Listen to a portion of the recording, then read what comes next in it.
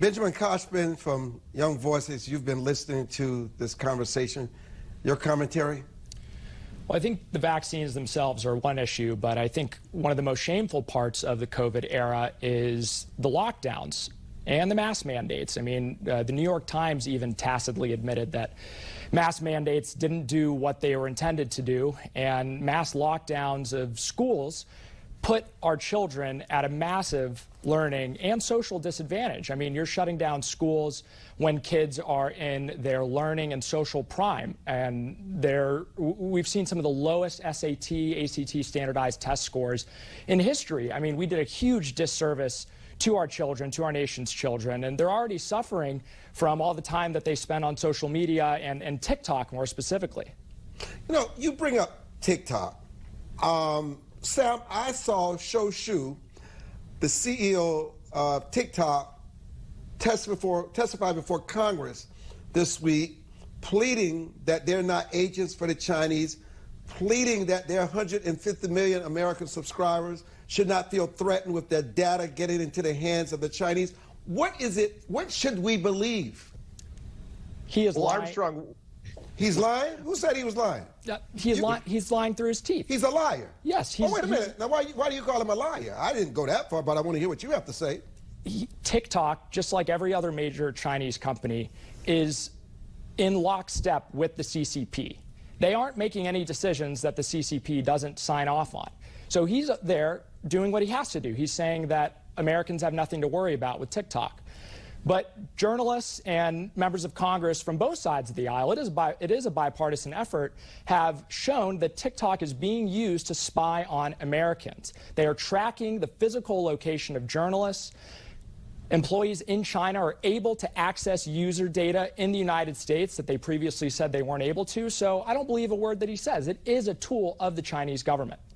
And so, Benjamin, what happens to the creditors and the depositors during this slippery slope that's getting even slipperier?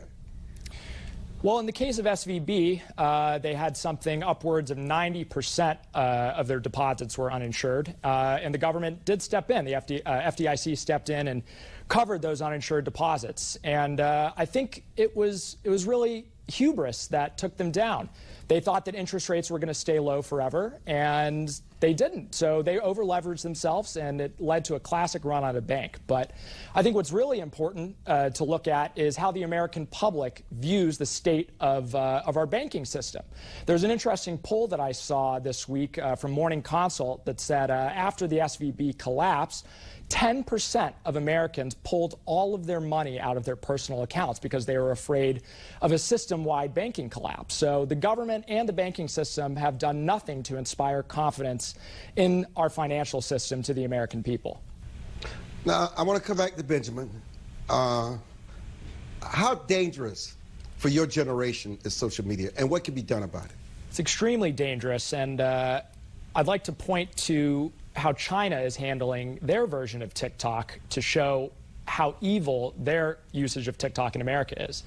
China's TikTok has very, very strict safety guards on it. In fact, people aren't allowed to be on it for over an hour per day if you're under 17. And they most certainly don't show the same kind of silly challenges that are getting kids killed here in America. So the fact of the matter is they are giving us the unfiltered, dangerous version of TikTok. And honestly, they're probably pumping propaganda into it, too. I'm almost certain that they're pushing people to believe that TikTok is their friend and the American government trying to ban it is their enemy and trying to suppress speech. So I wouldn't go as far as saying that the government should have a role in determining what social media platforms can and can't say, because I think that's going too far to the other side. But at the bare minimum, we have to ban an app that is an intelligence tool, an espionage tool of a direct rival of the United States. You know, Armstrong, the most important thing that your viewers can do today is delete TikTok from their phones and tell their kids and their grandkids to do the same. You know what? I'm not deleting TikTok. I'm going to be totally candid with you. I'm not deleting it because I think I can navigate it.